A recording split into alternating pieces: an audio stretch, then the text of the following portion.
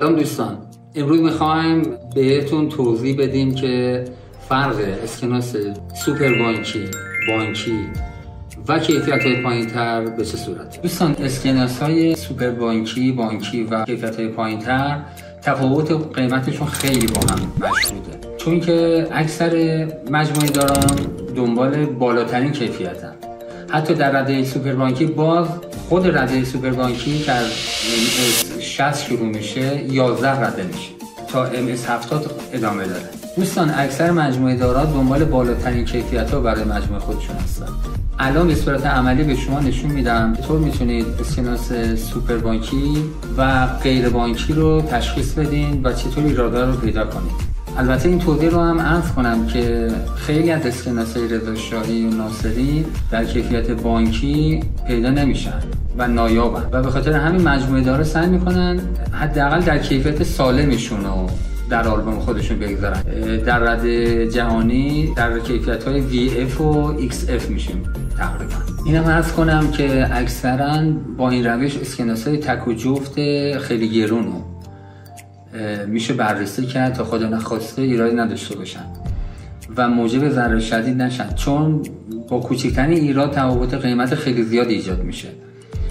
الان حساسیت ها خیلی بالاست و باید خوب تشخیص داد.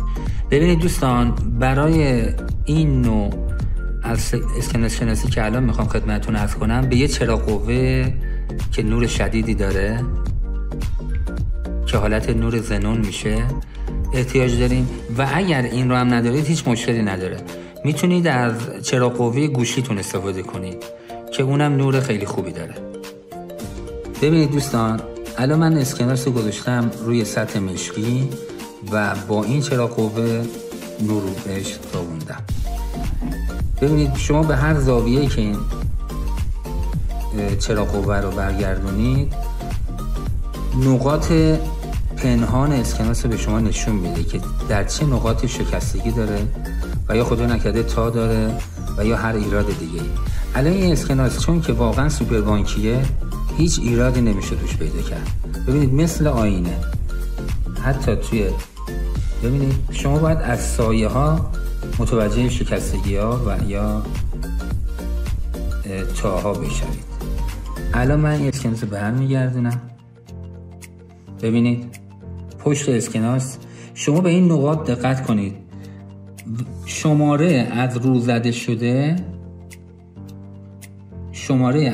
شده اسکناس از پشت مشخصه. این یکی از نشونه اسکناس های سوپر بانکیه.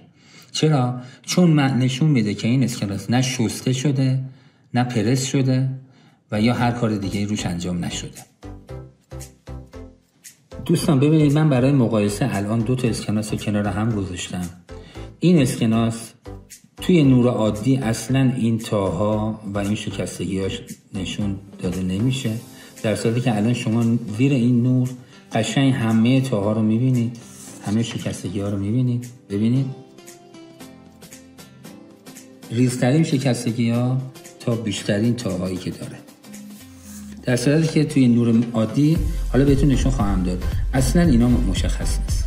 حالا روی این اسکناس ببینید هیچ گونه شکستگی و یا تایی دیده نمیشه و این شماره که عرض کردم به شما اینجا و از پشت برجسته است. میبینید این برجستگی دیدید، خیالتون راحت باشه که این اسکناس دیگه نه شسته شده نه پرس شده. و در این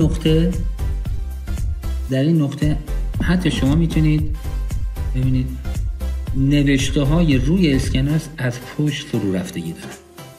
ببینید الان روی اسکناس اینجا 5000 عدد 5000 اینجا به صورت فرو رفته است، در صورتی که اگه این اسکناس شسته یا پرس بشه مسطح میشه و دیگه این فرو رفتگی نخواهید دید. همون طور که عرض کردم ببینید این همون اسکناسی که توی نور شدیدی که روش تابونده بودیم با چراغ قوه پر از تا بود، حداقل 7-8 تا داشت، در صورتی که اینجا شما هیچ تایی الان نمیتونید ملاحظه کنید. این معجزه نور شدید رو پس تو تاریکی دیدیم. حتما باید محیط تاریک باشه، اینم خدمتتون عرض کرده باشه. ببینید الان این اسکناس، هر دو اسکناس دوباره پیش هم فکر میکنیم که اینا یک کیفیت هم، ولی وقتی نور بهش تابونده میشه مشخص میشه که چه تفاوتی تو کیفیتشون هست. ببینید دوستان، الان این دو تا اسکناس اینجاست.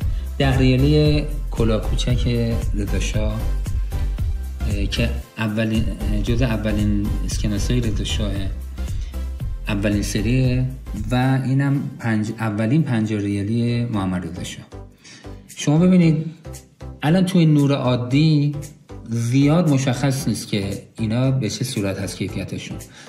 این اسکناس که اسکناس رضاشاه سوپر بانکیه، کوچکترین ایرادی نداره، و این اسکناس ولی میشه گفت در حد XF کیفیتش از نظر رده بین‌المللی. حالا ما اینا رو توی نور تاریکم، یعنی تو تاریکم به شما با نور شدید نشون میدیم که یه تجربه براتون بشه.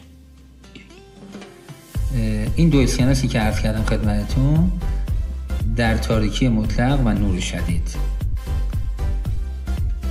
ببینید این اسکناس که عرض کردم بانکی، اسکناس رضاشاه، هیچ شکستگی و تایی نداره، ولی این اسکناس 50 ریالی محمد رضاشاه چندین تا داره و چندین شکستگی داره که همین باعث میشه کیفیتش به XF تنزل کنه. XF کیفیته که اسکناس میتونه چند تا داشته باشه، چند تا شکستگی داشته باشه، ولی نباید اصلا پارگی داشته باشه. دورش باید کامل سالم باشه و همینطور شسته هم نشده باشه. دوستان، این اولین ویدیو اسکناس شناسی ما بود و به زودی ویدیوهای دیگری هم براتون خواهیم ساخت که از طریق این ویدیوها شما بتونید اسکناس‌های تمام دنیا رو ارزیابی کنید و حتی قیمت گذاری کنید و رده‌های جهانی رو هم بهتون آموزش خواهیم داد.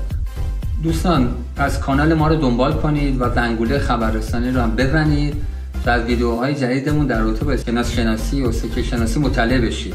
ما سعی می‌کنیم که توی چند تا ویدیوهای آموزشی به شما تجربه‌ای که طی سالیان شما باید پیدا می‌کردید و ما توی چند تا ویدیو به شما خواهیم آموخت.